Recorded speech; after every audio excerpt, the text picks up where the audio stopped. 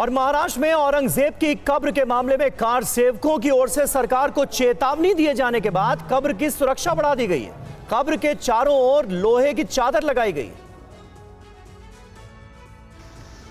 तस्वीरों में साफ देखा जा सकता है कि औरंगजेब की कब्र के चारों किनारे पर लोहे के पट्टे लगाए गए हैं। साथ ही लोहे की शीट की बाउंड्री भी तैयार की गई है। सफेद लोहे की चादर की बाउंड्री से औरंगजेब की कब्र ढकी गई है। साथ ही छत्रपति संभाजी नगर में स्थित औरंगजेब की कब्र की सुरक्षा बढ़ा दी गई है और बड़ी संख्या में पुलिस बल को तैनात कर दिया गया है। दरअसल विश्व हिंदू परिषद की चेतावनी के बाद महाराष्ट्र सरकार ने औरंगजेब की कब्र की सुरक्षा बढ़ा दी है। समाजवादी पार्टी के विधायक अबू आजमी के बयान के बाद महाराष्ट्र की सियासत में औरंगजेब का मुद्दा गर्म है। अब औरंगजेब की कब्र को ढहाने की मांग की जा रही है। इस बीच बीएचपी ने कब्र को गिराने की चेतावनी दी है, मगर उससे पहले ही कब्र के आसपास सुरक्षा व्यवस्था कड़ी कर दी गई है। बता दें कि औरंगजेब का मकबरा महाराष्ट्र के औरंगाबाद जिले के खुलदाबाद में है और ये औरंगाबाद शहर से 25 किलोमीटर दूर है। औरंगजेब की कब्र हटाने की मांग हिंदुत्ववादी संगठनों की तरफ से करने के बाद राज्य की राजनीति में वाल आ गया है।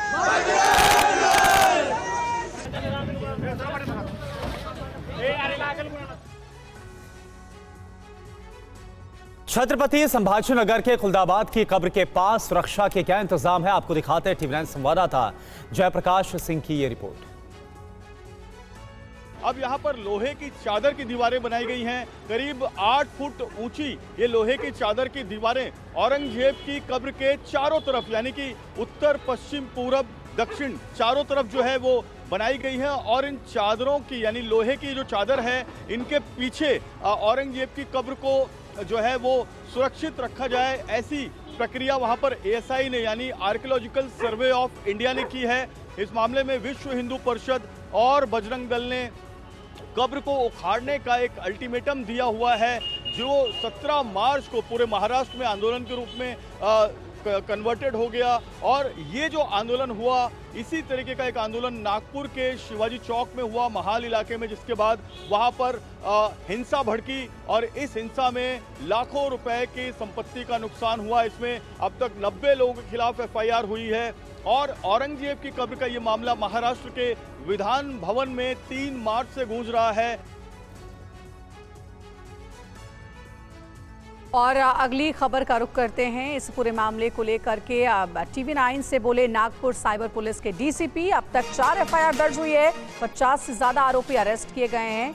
अभी और आरोपी पकड़े जाएंगे। सोशल मीडिया पर भड़काऊ पोस्ट किया गया। डीसीपी ने कहा है कि 17 मार्च के विरोध के वीडियो में छेड़छाड़ हुई है। नागपुर के साइबर पुलिस के डीसीपी लोहित मतानी से बात की संवाददाता अभिजीत ठाकुर ने। Nagpur cyber police DCP Lohit Matani हमारे साथ हैं, उनसे बात करेंगे। सर, सबसे पहले तो अभी तक कितनी एफआईआर और कितने एक्यूज, इसमें कितने लोगों को आरोपी बनाया गया, उसके बारे में जानकारी। इसमें 4 एफआईआर दाखिल की गई हैं, जिसमें अभी तक 50 के आसपास आरोपी हैं। लेकिन इसमें आरोपी बढ़ेंगे क्योंकि इसमें और भी प्रोफाइल्स हैं जो हम लोग स्टडी कर रहे हैं और उसमें जैसे जैसे इन्फॉर्मेशन आती जाएगी हम लोग क्लियर होता जाएगा, वेरीफाई होता जाएगा, हम उसमें आरोपी उसको ऐड करेंगे।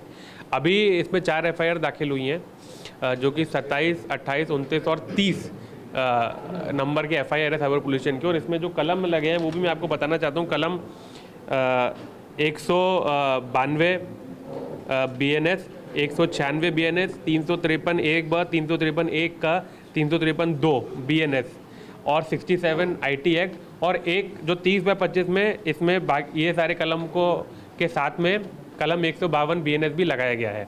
इसमें जो 27 नंबर का एफआईआर है उसमें जो प्रोटेस्ट हुआ था 17 तारीख को, उस प्रोटेस्ट का वीडियो बनाकर उसको मॉडिफाई करके उसको स्प्रेड किया गया और उसके बाद इस प्रकार के मैसेजेस उसके साथ में दिए गए, जिससे फर्दर वायलेंस बढ़ा, लोगों के मन में क्या कहते हैं वायलेंस करने की भावना उत्पन्न हुई। 28/25 में जो वायलेंस हुआ उस वायलेंस की वीडियोस को स्प्रेड किया गया और एक तरीके से फर्दर वायलेंस करने के लिए उनको डायरेक्ट अपील नहीं की गई, लेकिन उसकी वजह से फर्दर वायलेंस हुआ।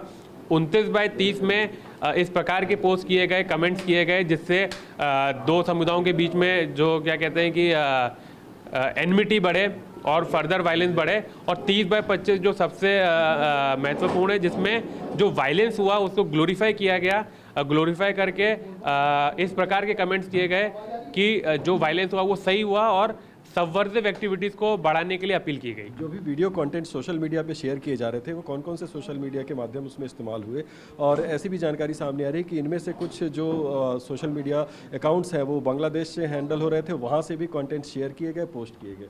देखिए, जो भी अकाउंट्स हैं, जितने भी पोस्ट हैं, सबके हमने इन्फॉर्मेशन के लिए उन सब एजेंसीज को लिखा है। उनमें से अगर बांग्लादेश या किसी और कंट्री का नाम आता है तो हम उसको तपास में लेंगे और मीडिया को भी जरूर बताएंगे।